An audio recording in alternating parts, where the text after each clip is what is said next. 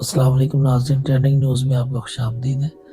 ناظرین، آج کچھ جو خبریں میں آپ کے سامنے لے کر حاضر ہوں وہ ہے القاعدہ کے جنگجو سے شامی سیاستداں تک ابو جولانی کے جو بدلتے ہوئے روپ ہے اس کو لے کر۔ ناظرین، شام کے ہنگامہ خیز منظر نامے میں ایک شخصیت مسلسل نمایاں رہی، ابو محمد جولانی، جو شام میں 13 برس کی خانہ جنگی اور بشار الاسد کے اقتدار کے خاتمے کے بعد کنگ میکر کے طور پر ابھر کر سامنے آیا۔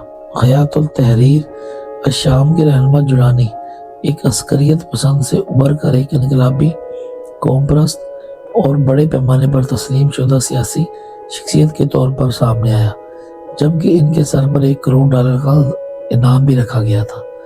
وہ احمد حسن شارہ کے طور پر 1981 میں ادلب کے شہر میں پیدا ہوا۔ ان کا عسکریت پسندی کا سفر 2003 میں عراق کی جنگ کے دوران شروع ہوا۔ اس وقت جو 2011 میں جب شام پوری طرح سے خانہ جنگی کی لپیٹ میں آ چکا تھا، وہ اپنے وطن لوٹا اور نصرہ فرنٹ کو شام کی القاعدہ سے جوڑا، جس نے اپنی جنگی اور سخت حکمت عملیوں کی وجہ سے تیزی سے شہرت پائی۔ 2016 میں ایک اہم تبدیلی اور اس وقت دیکھنے میں آئی جب نصرہ فرنٹ نے القاعدہ سے تعلقات ختم کر دیے اور حبہ فتح شام پھر حیات التحریر الشام کا نام اختیار کیا۔ یہ حکمت عملی مقامی اپوزیشن گروپوں کے قریب ہونے اور اتحاد پسندی سے دور کرنے کے لیے اختیار کی گئی تھی۔ ناظرین، اس کے ساتھ ساتھ ماہر معاشیات سیاسی مبصر ندیم شہادی، جو یورپ اور امریکہ میں تدریسی شعبے اور تھنک ٹینک سے وابستہ رہے، ان کے مطابق ایک موقع پر ان کا خود پر سے اعتماد ہی ختم ہو گیا تھا اور دوسری طرف اس کی قیادت کی جانب سے بدعنوان اور منتشر ہونے کا تاثر بھی سامنے آیا۔ انہوں نے بات جاری رکھتے ہوئے کہا کہ حکومت اور اس کے اتحادی غلط معلومات پھیلانے کے ماہر تھے اور دنیا کو یہ باور کرانے میں کامیاب رہے کہ ان کے علاوہ کوئی اور متبادل موجود نہیں اور وہ ہٹے تو ملک میں انتشار آ جائے گا۔ اس کے ساتھ ساتھ ناظرین، انہوں نے بات جاری رکھتے ہوئے یہ بھی کہا، حکومت اور اس کی اتحادی غلط کی قیادت میں HTS نے خود کو نہ صرف عسکریت پسند بلکہ خود کو ایک قانونی حکومت کرنے والے ادارے کے طور پر بھی سامنے لائے۔ ادلب جو لڑائی کے دور میں گروپ کے کنٹرول میں رہا، وہاں ایک نجات دہندہ کے طور پر اپنا نظام قائم کیا۔ اس کے ساتھ ساتھ ناظرین، گورننس کے اس ڈھانچے نے سول انتظامیہ کے طور پر کردار ادا کرنے، سروسز فراہم کرنے اور بنیادی انفراسٹرکچر کی بحالی میں مدد کی۔ جنگ سے متاثر علاقے کسی حد تک کے عوام سے رابطوں، HTC اور الجولانی کے عوام سے رابطوں میں HTS کو ایک قوم پرست قوت کے طور پر نئے سرے سے منظم کرنے کی خواہش کے علاوہ اس گروپ کو اسد حکومت اور غیر ملکی دہشت گرد تنظیموں کے متبادل کے طور پر پیش کیا جاتا رہا۔ 2012 میں جولانی نے متعدد میڈیا پلیٹ فارمز کو انٹرویو دیے جس میں مغربی چینلز کے، جن کا مقصد یہ تھا کہ HTS کے بارے میں تاثر کو تبدیل کیا جائے اور اس بات کا اظہار بھی کیا کہ وسیع سیاسی عمل کا حصہ بننا چاہتے ہیں، اور ساتھ ساتھ ان کے مطابق وہ خصوصی طور پر اقلیتوں کے بارے میں پھیلی افواہوں کی راہ روکنے کی کوشش کر رہے تھے اور اس کو منظم مہم کے طور پر چلایا جا رہا تھا۔ ماہرین کا خیال ہے کہ ان اقدامات کو جولانی کی سیاست سمجھ بوجھ کے طور پر دیکھا جا سکتا ہے۔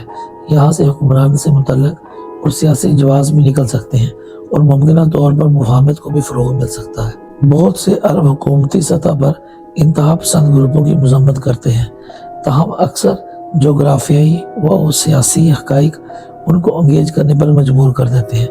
ترکی جیسے ممالک HTS سے بات کرتے رہے اور عدلیہ پر اس کی گہرے اثر رسوخ، اسد حکومت اور کرد فورسز کے خلاف اس کے کردار کو تسلیم کرتے رہے۔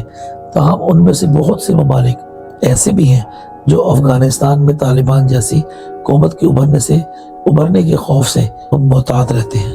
جی ناظرین، 2016 میں ایک اہم تبدیلی اس وقت دیکھنے میں بھی آئی جب نصر فرنٹ نے القاعدہ سے تعلقات ختم کر دیے۔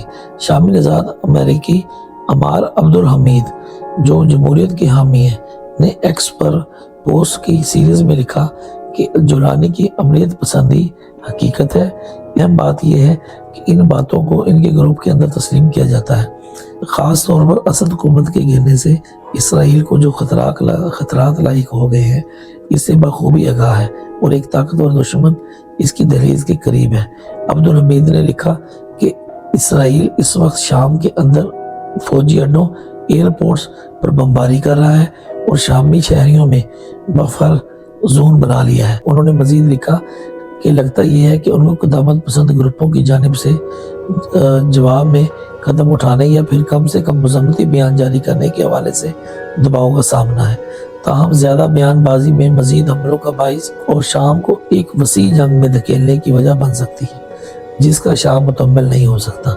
انہوں نے اپنے خیالات کو کچھ یوں آگے بڑھایا کہ بالآخر جولانی اسرائیل کے ساتھ امن قائم کرنے کی طرف بڑھیں گے، اگر ابھی نہیں تو آنے والے دنوں میں کس وقت۔ اور ساتھ ساتھ انہوں نے یہ بھی کہا کہ اتوار کو باغیوں کے دمشق میں داخل ہونے کے بعد بشار الاسد اور ان کا خاندان ملک چھوڑ کر فرار ہو گیا تھا۔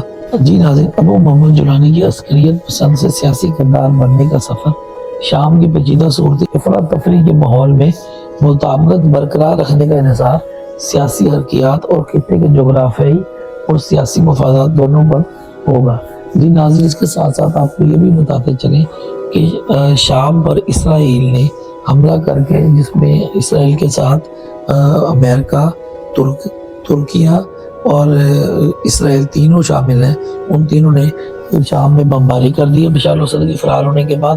اور ساتھ ساتھ انہوں نے جتنے بھی شام کے فوجی اڈے ہیں اور ان کی جو دفاعی تنصیبات ہیں ان کو نشانہ بنا دیا ہے۔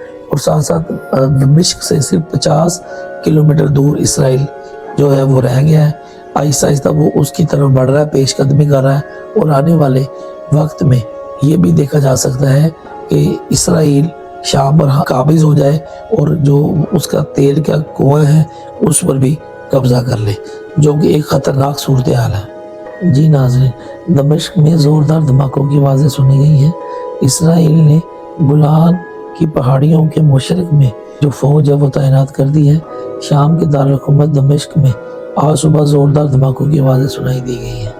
فرانسیسی خبر رساں ادارے کے مطابق ان دھماکوں سے چند گھنٹے پہلے siren observatory for human rights نے کہا کہ صدر بشار الاسد کی حکومت کے خاتمے کے بعد شام کی سرزمین پر 250 کے قریب اسرائیل نے فضائی حملے کیے۔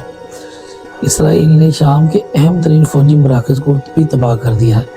وار منیٹر کے مطابق اسرائیل نے صدر بشار الاسد کے حکومت کی خاتمے کے بعد فضائی حملوں شام میں سب سے اہم فوجی تنصیبات کو نشانہ بنایا۔